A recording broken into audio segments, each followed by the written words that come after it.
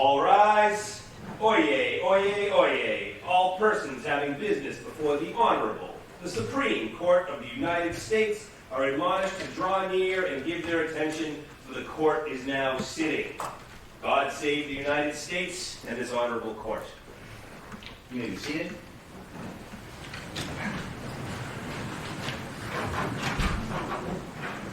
Good afternoon and welcome.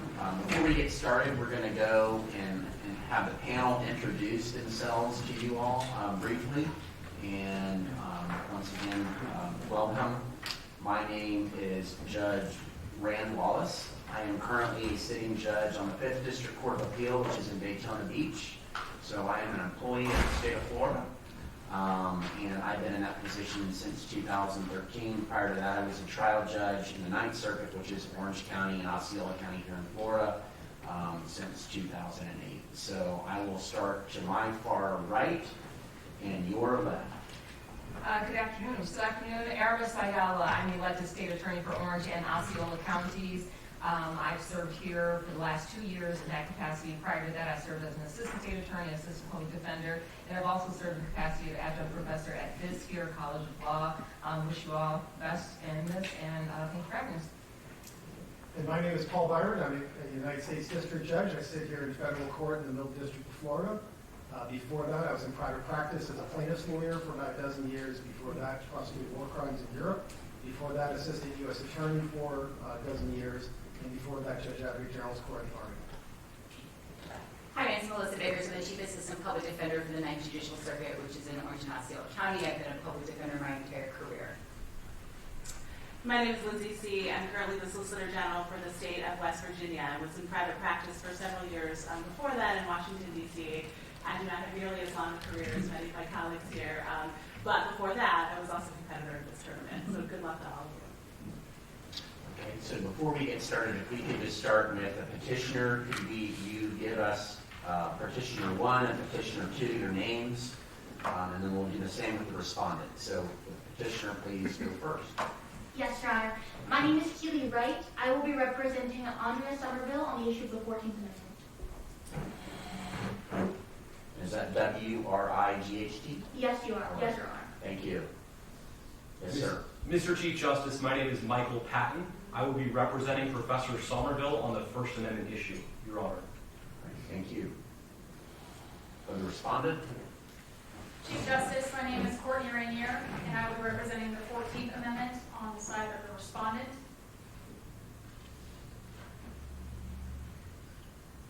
Yes, sir. Mr. Chief Justice, my name is Jansen Request, and I will represent the respondent on the First Amendment issue. Thank you. All right, petitioner, to begin.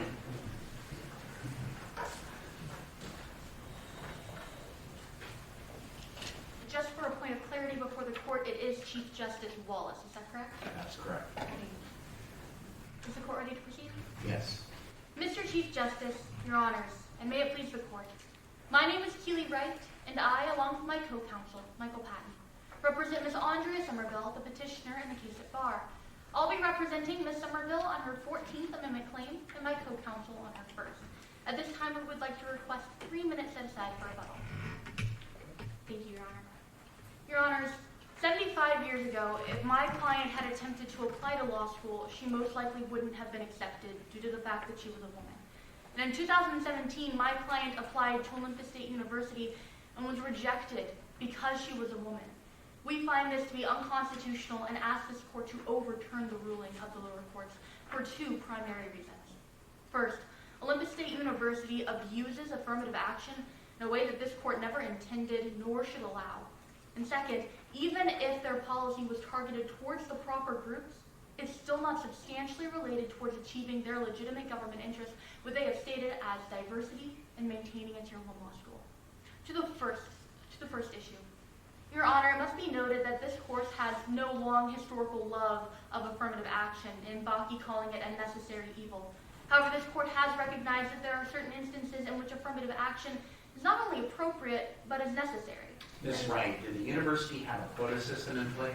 No, Your Honor, that is not what we are arguing. Rather, with regards to this argument, we're noting that Bakke, which was later confirmed and held in Grutter and then restated again in Fisher, noted that there were two primary groups who were eligible, or for whom affirmative action was appropriate. Now, the first of these groups are those who have been historically discriminated against. Within the course of our record, we find this in African Americans, Latinos, and women. However, there was a secondary group of people for whom the court said affirmative action would be appropriate, noting specifically in the Bakke decision that to limit it to past historical discrimination would, in and of itself, be Ms. discriminatory. Wright, what level of scrutiny is our court bound to apply in this case? Your Honor, we would ask this court to apply intermediate scrutiny, as we believe that that is holding with its past precedent regarding gender. But, Your Honor, this secondary group, those who are circumstantially or situationally discriminated against, still aren't being targeted by Olympus State University. Now, this court defined what circumstantially or situationally discriminated against looked like in the case, specifically cited in Bakke, called Hogan. And in the fact pattern of that case, it was a man who was attempting to apply to an all-female nursing school. Now, the court held in the majority opinion for that case that he was deemed appropriate for affirmative action, not because the female nursing school was, in fact, 100% female, but because the field of nursing in and of itself was predominantly female. And therefore, as a man attempting to enter a female-dominated field, he was discriminated against circumstantially. And so when trying to answer the question of whether or not something is circumstantially or situationally discriminatory, this court has always looked to the profession that the individual is wishing to enter, since this has traditionally been held with regards to higher education. However, Your Honor, the field of law is not a situation. Counsel, your argument seems to leave no room for the idea that the current classroom situation is what the university is concerned with here. The idea of diversity and appropriate learning experiences for the students who are there right now, not those who may have been discriminated historically. What role does that interest in diversity and intellectual discussion in the classroom today play in light of your historical analysis? In light of the historical analysis, Your Honor, we could still apply circumstantial or situational analysis, in which the court would be asked, are men in the field of law discriminated against or disadvantaged? And this is appropriate, especially when we consider that Olympus State University is asking this court to utilize affirmative action in an isolated way. What I mean by that is that they are asking this court to ignore the rest of society, to ignore the field of law, which this court has never done before, and instead rule on the basis of an individual academic institution. And, Your Honor, that has never been held to be constitutional, nor should it. But secondarily, Your Honor, I think your question touches on whether or not their policy is actually achieving their goal of getting diversity. And, Your Honor, what I would point this court back to is the standard of substantially related to achieving that legitimate government interest. Now, this court held in Fisher that it is not enough to merely stipulate a nebulous form of diversity. For example, in the Fisher case, they stated that they wanted to have better better race understanding and be able to produce individuals to go out into the public frame with a diverse mindset. However, Your Honor, it's important to note that in Fisher, in order to substantiate those diversity claims, it was required for them to provide evidence. I would point this court back towards Grutter, which held a 15-day trial in which evidence was presented not only from individuals from the school and the admissions program, but also separate affirmative action experts who testified not only that the policy itself was accomplishing the diversity goals, but also that any other diversity goals that they could have implemented aside from affirmative action simply would not have worked. However, Olympus State University has done none of these things. They've stipulated that their goals in achieving diversity is to have a better gender understanding and a better gender balance. And, Your Honor, we're not stating that those are inappropriate goals. We're stating that they do not, in any sense of empirics, meet them. And that is what this court has Because I'm not sure that that's true. It seems that there's substantial evidence in the record that the gender balance has become out of balance in recent years.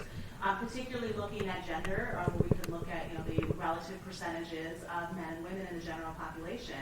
How has the university not shown that a roughly equal balance is appropriate? Yes, Your Honor, I would point this court's attention back to what they held in Bakke, which specifically noted that in trying to determine diversity, trying to close a statistical gap, or citing a statistical gap alone is not enough evidence to state that, first, there was diversity lacking in the first place, or second, with the closing of that gap, that diversity has been achieved. At what point would you concede that there is an appropriate gap the university could act to remedy? Your Honor, if men were in fact circumstantially or situationally discriminated against, and Your Honor, that's not something that we contest couldn't happen. We do fully understand that society changes and that there might come a time when men are in fact circumstantially or situationally discriminated against, even in the field of law. But Your Honor, now is not that time. Hasn't the respondent made that record, though, by showing that over the last 10 years that there's been a greater percentage of women enrolling in their school than men, even at times as much as 70% women to 30% men, such that there's a trend that's not situational, that's going on for about a decade? Isn't that sufficient for the compelling interest that the state has? No, Your Honor, and the reason for that is because when looking at affirmative action, and when trying to determine whether or not it's situational or circumstantial, the name in and of itself I personally find to be rather misleading, because circumstantial or situational is not based on the individualized academic institution, but rather society writ at large. And law as a whole is not discriminatory towards men. Moreover, Your Honor, I'd like to point out that they are not substantially related to achieving their government interest in maintaining a Tier 1 law school, as the school concedes that its current gender imbalance is not what scares them, rather if it continued to worsen and widen. And that's why they believe that an affirmative action program is appropriate for maintaining that Tier 1 law school. Counsel, in answering the last question, it appears that you're saying we just ignore the fact that there's a distinction between the enrollment of men versus women. Is that true? No, Your Honor. Rather, what we would ask this court to do is hold Olympus State University to the same standard it held in Grutter, Mbaki, and Fisher, which is that if Olympus State University is going to make a claim that they lacked diversity on their campus, it needs to be more than just hearsay. It needs to be substantiated. Your Honor, we would ask that because their affirmative action program misuses affirmative action in a way to benefit the majority, not the minority, and because it is not substantially related to achieving their legitimate government interest, that you overturn the ruling of the lower court. Thank you.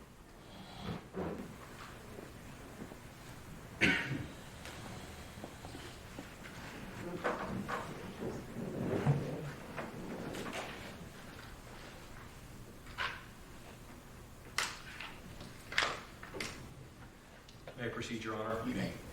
Mr. Chief Justice, and may it please the Court, my name is Michael Patton, and I rise to represent Professor Andrea Sommerville on her First Amendment claim. Your Honors, in Sweezy v. New Hampshire, as cited in Urofsky v. Gilmore, this Court recognized that free academic discourse is so vital to the future of this country that if the government were to restrict it, the United States would, quote, stagnate and die as a society. And it's because free academic discourse is vital to American posterity that we would urge this court to overturn the ruling of the 14th Circuit. To this end, 3 points will be presented. First, that Professor Sommerville's speech qualifies as academic speech. That second, academic speech warrants strict scrutiny. And finally, Olympus State University's firing of Professor Sommerville fails that strict scrutiny standard. To the first point, academic speech is a matter of first impression before this court, but it's not an unanticipated question. Counsel, can you tell us what speech in particular you're defending from your client? Academic speech can be a very broad term. Are you defending only the speech in the classroom, the speech on campus, or all of the speech that's referenced in the record? Your Honor, we're not defending all of the speech that's referenced in the record, as we believe that Professor Sommerville was fired for her speech specifically at Unity Fest, and that's clear in the record. But additional speech in the record is also protected insofar as her speech in the classroom was protected, as that related to academic speech as well. And Your Honor, at Unity Fest, Professor Sommerville clearly was acting within the definition of academic speech. According to page 9 of the record, Professor Sommerville was invited there by the president of Olympus State University.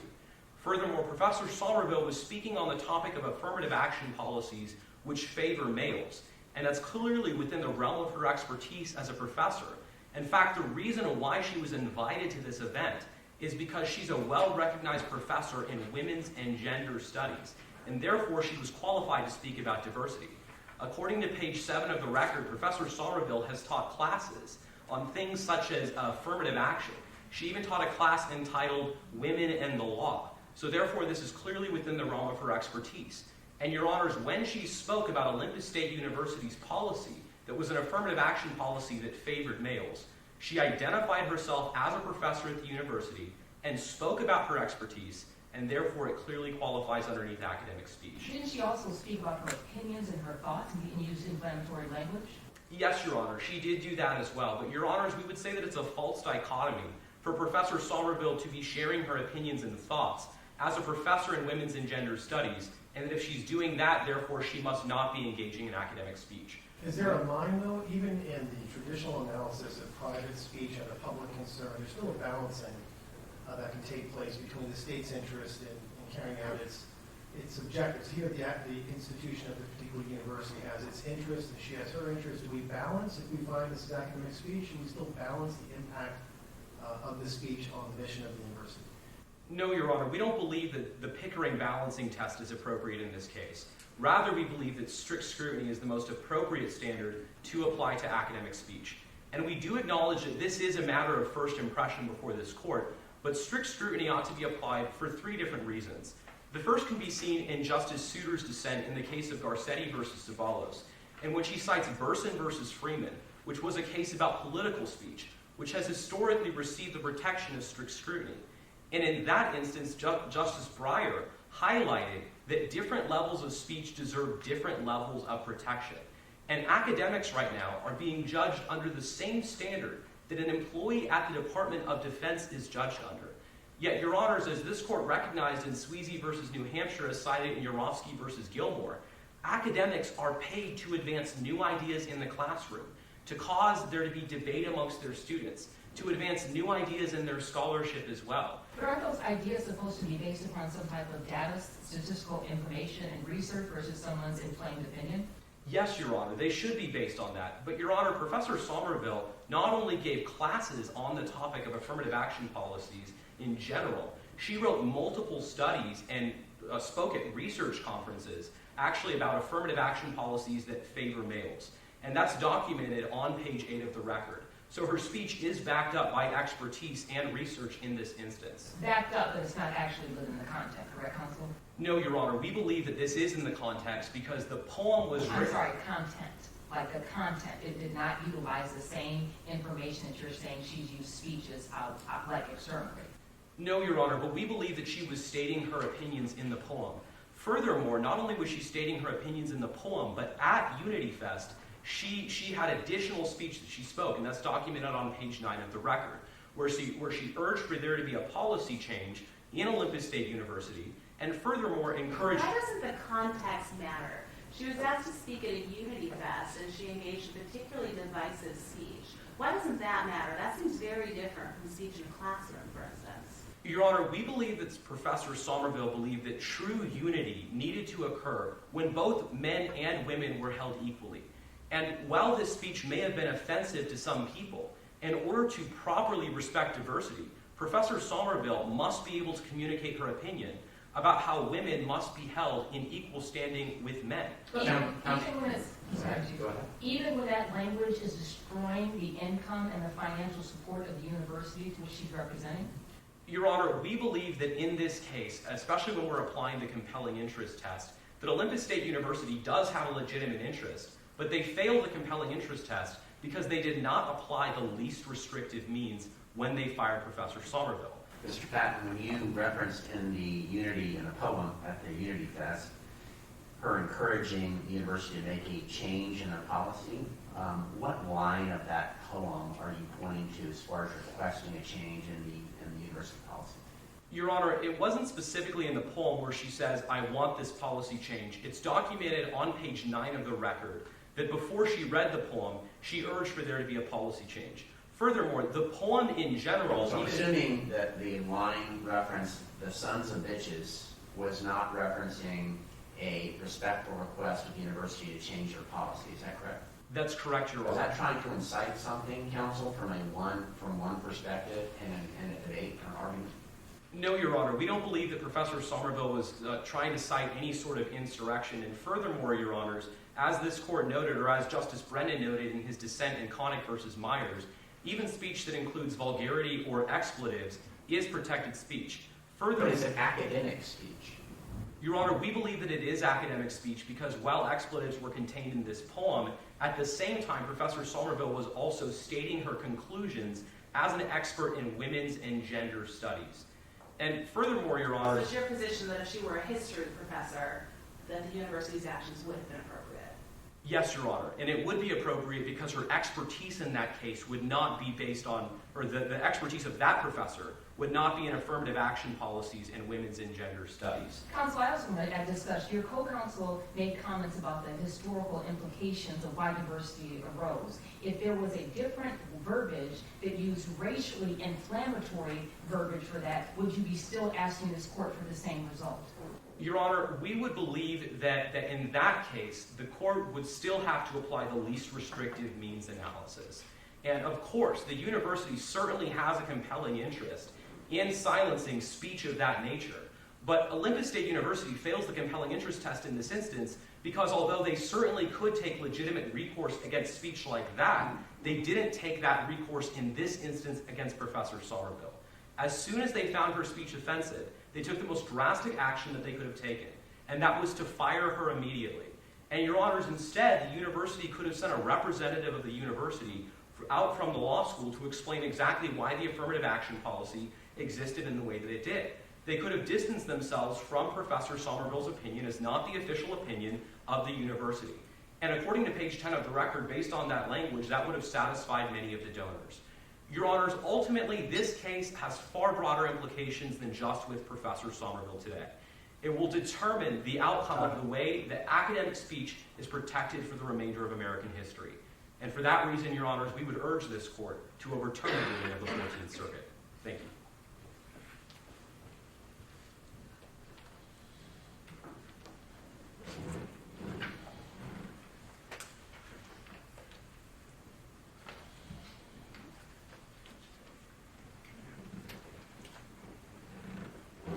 You may proceed.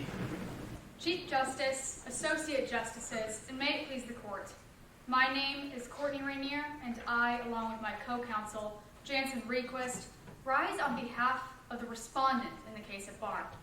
I will be addressing the issues concerning the 14th Amendment, and my co-counsel will continue argumentation in regards to the First Amendment. Diversity has long served as an important staple to the very identity of the United States of America. Substantial differences between individuals challenge them to think deeper, work harder, and contribute to society in ways that will ultimately benefit both themselves and all of those around them. This is recognized by Olympus State University in the fair implementation of their affirmative action policy.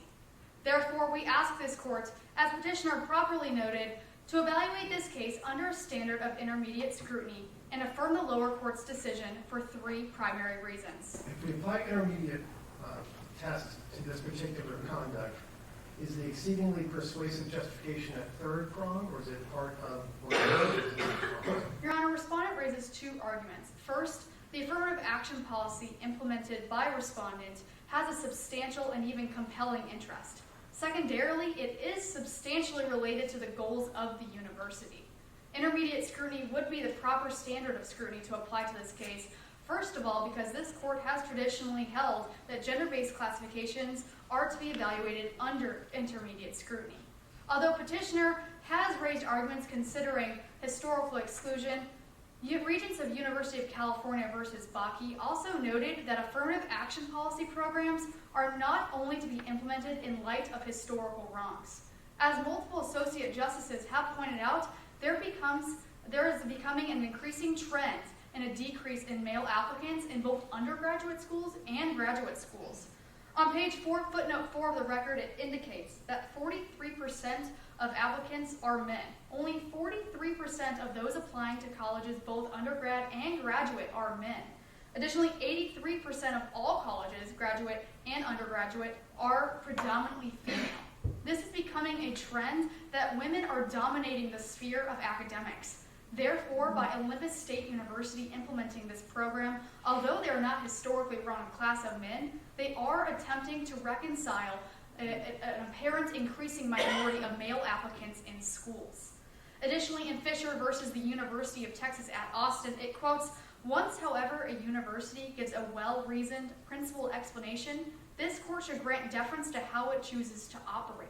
Well, those percentages are very different, though, than in the cases where we have upheld some sort of affirmative action policy. In those cases, it's a much smaller percentage of potential students or applicants who the university was seeking to protect. It's very different from this case. Obviously, it's below 50, but it's not that far below 50. Why should we extend the reasoning from those cases here? Yes, Your Honor. It would appear at surface level that there's not really a problem in comparison to cases that apply affirmative action specifically to that of race. Although this court should evaluate that there are differences in proportions of societal representations of underrepresented racial categories versus gender classifications. In the United States of America, there are significantly less of those underrepresented categories such as racial classifications, but there are predominantly more women. So even though it may look different because of those proportions, Olympus State University is simply attempting to mirror the proportions evident in society. But this decreasing trend of men in applications is becoming a problem, which is why Olympus State But I think University... that's the key point, isn't it? That maybe it's becoming a problem. So there may be a point in the future where drastic action such as this policy would be appropriate. But how are we at that stage now? Because we have always given incredibly important scrutiny to policies that appear on their face to discriminate based on a protected classification. So why is now the right time to allow that drastic sort of remedy? Your Honor, Olympus State University believes that implementing this affirmative action policy will positively influence both the school and all of its students, which raises the question of whether or not Olympus State University can produce substantial and compelling reasons. There are two in which respondent will raise. First is that increasing gender diversity through this affirmative program will eventually increase its academic excellence. Secondarily, as Petitioner properly noted, Olympus State University is concerned with its law school ranking. Turning to the first argument, on page 5, paragraph 3 of the record, it indicates that Olympus State University has multiple goals regarding gender balance and which is stated in its policies, such as breaking down producing cross-gender understanding, breaking down stereotypes, and producing diversity. These are nearly identical goals as presented in Fisher versus the University of Texas at Austin, which argues that they're trying to promote cross-racial understanding and ending stereotypes and increasing diversity. Did the University of Texas voice a concern about whether they were a Tier 1 university or just looking at Tier 2 or below? Your Honor, I'm unaware if they were concerned specifically with their Tier 1 status, but that can be directly applicable to our case at bar. Additionally, in Grutter versus Bollinger, it states that a university does not have to choose between maintaining its status for excellence and making sure that each applicant is essentially getting an equal treatment. Going to this case of whether or not this case is being narrowly tailored and is fair and holistic, this is very much present. Before we go to that, if you can speak to this concern about losing Tier 1 status, that seems important because how do we know that this whole idea of diversity and achieving gender balance is not simply pretext for the real concern, which is keeping the financial considerations that go with top-tier status? Your Honor, although maintaining that Tier 1 status is incredibly important to Olympus State University, we believe that we can achieve this through increasing gender diversity. On page 6 of the record, it indicates that men with lower LSAT scores and lower GPA scores were admitted in favor of their diversity in which the university was seeking. For example, Petitioner scores was an LSAT of 159 and a GPA of 3.5, and male applicants were as much as 9 points below the average. So Olympus State University is very concerned with maintaining its Tier 1 status, but it is an equal concern to that of maintaining and producing diversity. We believe by increasing gender diversity, ultimately we'll be maintaining that Tier 1 status while still introducing controversial and challenging ideas to both male and female students. By introducing this affirmative program, it will not just be benefiting male applicants and male students, it will ultimately be benefiting both female and male applicants, both female and male students. It exposes them to a wide array of ideas and backgrounds that they would not otherwise experience. Furthermore, this is a fair and holistic application process. In Grutter versus Bollinger, it indicates that within a process of affirmative action policies, they can have a factor that is a immutable characteristic such as race, as long as it's not the defining factor. This is additionally stated in University versus the Fisher versus the University of Texas at Austin, which quotes that it can be a factor of a factor of a factor. Olympus State University only takes gender into account as a factor of a factor. We look at multiple characteristics such as their hard scores, their LSATs and their GPAs, and soft factors. If Petitioner Andrea Sommerville would have had better soft factors, For example, if she was a student athlete, perhaps she would have gotten in. If she was from a different background, of a different culture, perhaps she would have gotten in. I think I find it hard to believe that it's a factor of a factor of a factor when the disparity between the scores of the male and female applicants who are accepted is so different.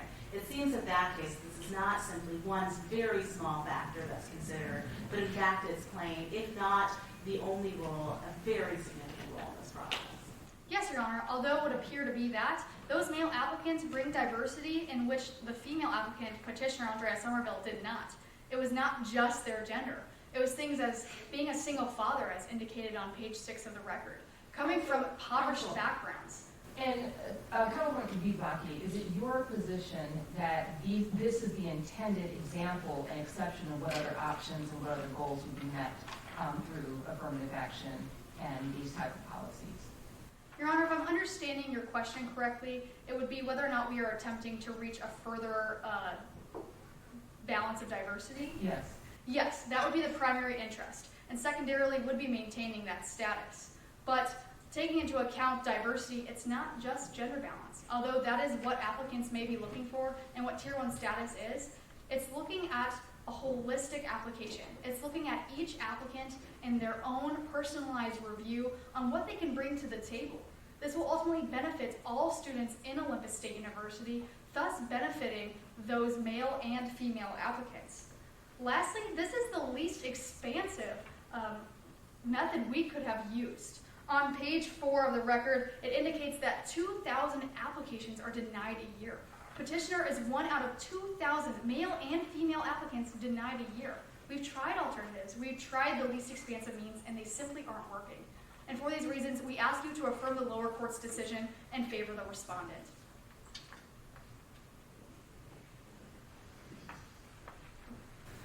Council may proceed.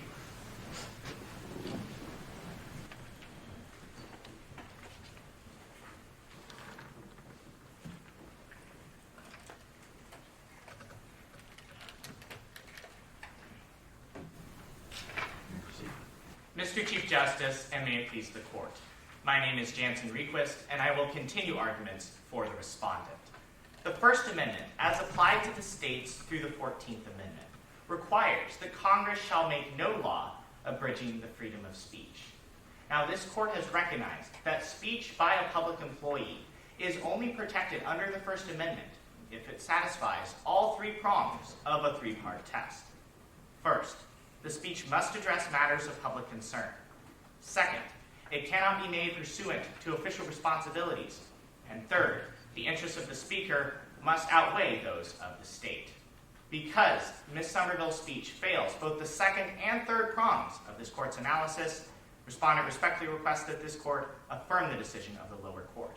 Now, before moving in to show how Ms. Sommerville's speech fails this test, we must first establish why this is the proper test to apply.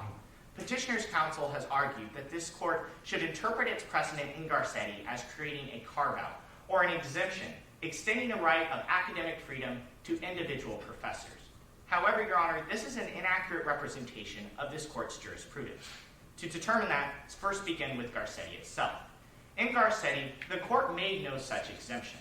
Rather, the court simply said that that case, which dealt with an assistant district attorney in a district attorney's office, is dramatically different than a case that comes from the academic setting. Therefore, all the court held is, quote, we need not, and therefore do not, end quote, rule as to whether or not Garcetti would apply in an academic situation. Therefore, Your Honors, for Petitioner's counsel to claim there is a carve-out for academics is simply an overextension of Garcetti's precedent. You need to reach that here because your client does have a carve-out. Your client does have a policy that allows for broad academic freedom. Yes, Your Honor. The Olympus State University is dedicated to academic freedom. However, academic freedom must also be tempered with the need to uphold the interests of the university. So Garcetti is the proper test, Your Honor, and I'll elaborate more on that in a minute. But if this court were to hold that there's an exemption in Garcetti for academic freedom, then the court should fall back to its previous precedent outlined in Pickering v. Board of Education, as well as Connick v. Myers. That case and Connick have both been used throughout this court's jurisprudence since the 1960s, when Pickering was initially ruled, to decide public employment cases. Now, in Pickering versus Board of Education, the court outlined 2 prongs that must be satisfied. The speech must address matters of public concern, and the interests of the speaker must outweigh those of the state. Now, counsel for Petitioner has contended that this court should also reject Pickering and all of the following jurisprudence. But that also would be a poor jurisprudential decision for this court for 2 reasons. First is the overwhelming precedent supporting Pickering-Connick. As previously noted, Pickering was decided in the 1960s. The case record before us preserves numerous cases that have relied on that case to decide not only non-academic situations, but also academic ones. These cases include Urofsky versus Gilmore, Gorham versus Sessions, Weintraub versus Board of Education of New York City, and Brown versus Chicago Board of Education. Indeed, even cases that acknowledge there is a Garcetti exemption for academic freedom, such as Adams versus UNC Wilmington or Dimmers versus Austin, also note that if there is such an exemption, the proper test is Pickering-Connick. But moreover, if this court were to set aside all of that precedent and side with the petitioner, there are still public policy reasons why it should not do so. If the court sides with petitioner and forces the state to hold every firing to a standard of strict scrutiny when firing is based on academic speech, it would constitutionalize the grievance process, putting the burden on the state to prove every time why the dismissal is unconstitutional. The court specifically addressed this issue in Connick, holding that constitutionalizing the grievance process not only would overburden the court system, but will also paralyze academia and all public institutions and prohibit them from being able to effectively administer. Counsel, I'm concerned about the implications of this very strong rule that you're advocating for, and it seems it brings you in tension with the argument of your co-counsel. Because she argued to us and said that diversity of viewpoints is essential to a strong educational experience for students, being exposed to different ideas in the classroom. Whereas your position would seem to say that the university can clamp down on those ideas as long as the person who is voicing them is someone who is employed by the university. How do you reconcile this tension? Yes, Your Honor, it can be reconciled. Now, to clarify, Garcetti does not say that the state can censor all speech by an employee. It says that the speech by an employee pursuant to official responsibilities may be censored, and I'll show why that's the case in a little bit. But turning to the first part of your question, Your Honor, the reason that the university is justified, although it desires academic freedom, in restricting Ms. Sommerville's speech is due to the fact that her speech significantly harmed the operations of the university and therefore hampered the university's ability to promote free thought and free discussion. In this particular case, however, the university went out of its way on its website to express its support for politically incorrect speech, the fact that there's no triggering notice to students in classes when there's any controversial, perhaps even off-color content being discussed, and this particular speaker, the petitioner, was invited to speak at the event that results in her termination. So how is it that the university can have it both ways? Would they encourage loud, vocal, contrary speech as being a hallmark of academic freedom, and yet when it runs afoul of the booster's sensibilities, it's now subject to termination? How do we have a test that satisfies all those needs? Even under Pickering, doesn't the university lose? Respectfully, no, Your Honor. The university does not lose under Pickering because Pickering establishes a balancing test. Free speech is one of the elements of that balancing test, or the interest of the speaker in sharing their thoughts, but also the efficient operations of the government office, whether that's a university, a district attorney's office, or in Pickering, a local school. That is also an important element to be raised. The state of Olympus, and Olympus State University specifically, desires free speech, but because it was so harmed by Ms. Sommerville's speech, it's justified in curtailing it. Does the university have any responsibility, though, in creating some parameters of this free speech to say, yes, your speech should be free, but there are certain topics or tones that are not permissible, to create some guidelines rather than throwing the door open and then, when the results are other than intended or desired, terminating the speaker? To my knowledge, Your Honor, no. The only possible case would be Brown versus Chicago Board of Education, which was a circuit court case where the court ruled that a policy, if there is one, cannot be unnecessarily vague. The court in that case, though, did not hold that the university, or in that case a public school, must issue a policy related to free speech. Now, if we turn specifically to the harms committed by Ms. Sommerville's speech... Mr. Request, what was the evidence that the speech harmed the operation of the university? Thank you for that question, Chief Justice. That leads to my next point, which is why the interest of the state outweighs those of Ms. Sommerville.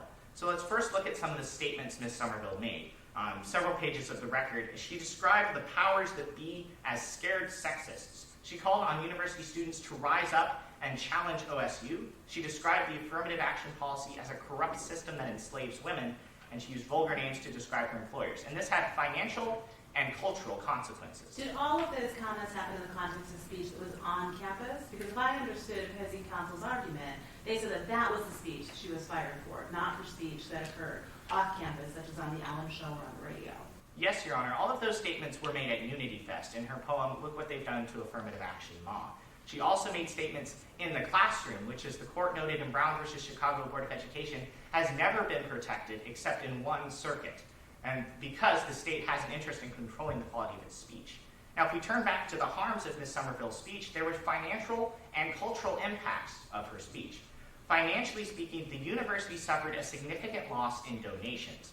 Page 10, paragraph 1 of the record notes that large donors and influential alumni, including the governor, Secretary of State, and several state legislators publicly denounced the university and noted they would no longer make Wasn't that after her comments that took place off campus went viral online? That's when it seemed the backlash took place. It doesn't seem like any of this backlash is tied to the speech that took place on campus.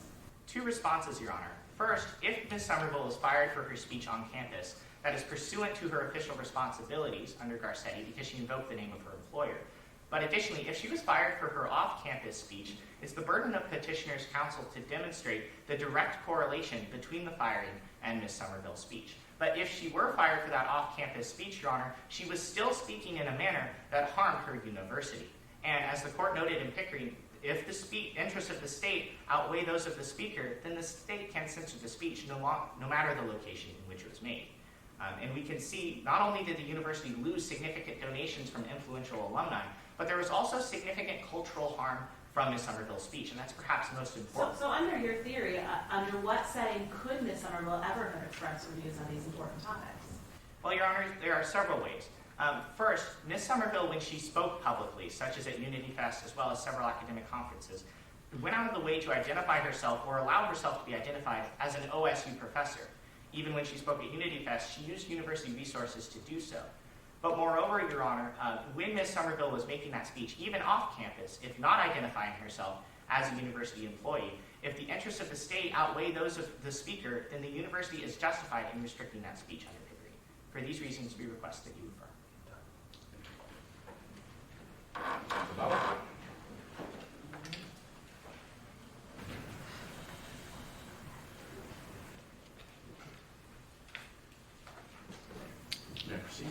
Mr. Chief Justice, Your Honors, and may it please the Court. Today I have 2 points of rebuttal, one with regards to the 14th and one with regards to the 1st. Your Honor, my client does not have a right to attend law school, but she does have a right to be considered alongside the other male applicants and in a fair and holistic manner. But contrary to what opposing counsel has noted, that is not what occurred at Olympus State University Law School. Your Honor, when looking at the soft factors of Ms. Sommerville versus all of the other male applicants, Your Honor, we find that this policy does not target the groups that are proper to even consider such a thing. As opposing counsel noted, Bakke did make clear that historically discriminated against groups were in fact appropriate measures to be taken. But counsel, isn't it true that all of the male applicants who were accepted have soft factors that your client did not have? Your Honor, quite simply, my client was a professor of women's gender and sexuality studies. And the university's goal, it states, is to have diversity in ideas. And if they're truly trying to fix cross-gender misrepresentation, I think a women's gender, sexuality, and studies professor would most certainly be one to add to that classroom discussion. But that's not the court's job today, is to determine whether or not she should have been admitted and act the surrogate deans. Rather, the question before this court is this policy unconstitutional to every woman who walks through the doors of Olympus State University? And the answer to that question, Your Honor, is absolutely. First and foremost, because they do not target the appropriate groups. As opposing counsel noted, Bakke did say that discriminated against classes in the past was most certainly appropriate, but she failed to respond to the fact that there is circumstantial and situational discrimination, which is also a prerequisite. And because that has gone unaddressed, Your Honor, this is a facially unconstitutional policy. But moreover, Your Honor, they have done nothing in the way of empirics to show that they are achieving any sort of a meaningful diversity. Justice Thomas noted that diversity was not for the sake of classroom aesthetics, and that postulated or presumed effects of diversity must be substantially proven, and that has not been done by Respondent today. Second, with regards to the First Amendment, Your Honor, I believe that opposing counsel mischaracterized my co-counsel's argument with Garcetti. We're not claiming that Garcetti did in fact carve out a separate academic exception. We're asking that court that given the precedent in Garcetti that said the court should consider it, to do so at this time. But moreover, Your Honor, we must look at past cases in which the government has chosen to discriminate against academics. This is the hallmark of a tyrannical and repressed society. When we look at individuals like Galileo, who was repressed by certain entities, had he not had the ability to forward his scholarship, that society would in fact stagnate and die, as my co-counsel noted. Your Honor, the problem at bar Where's is... the limit, counsel? How many donors need to withdraw support before your client's speech rights can be infringed? Your Honor, we do not believe that Olympus State University should be held by the chilling effect of a third party, and as a result, we believe that these damages, which weren't even substantiated in the record as to the monetary damages that actually occurred, are not relevant with regards to this argumentation. Chief Justice, may I briefly conclude? You may. Your Honors, what we see today is that affirmative action is being abused by Olympus State University, used because they cannot get enough male applicants, but that is a problem of their own that they need to remedy in a different way than taking the most extreme measure, which is infringing on an individual's 14th Amendment rights. Moreover, this court should recognize an academic freedom exception because in order to have academic discourse, because currently academics are treated the same as a Department of Defense employee or a janitor that works in a building, and this is unacceptable, we would ask this court to overturn the ruling of the lower court. Thank you. Thank you, counsel, for your arguments. We are in recess.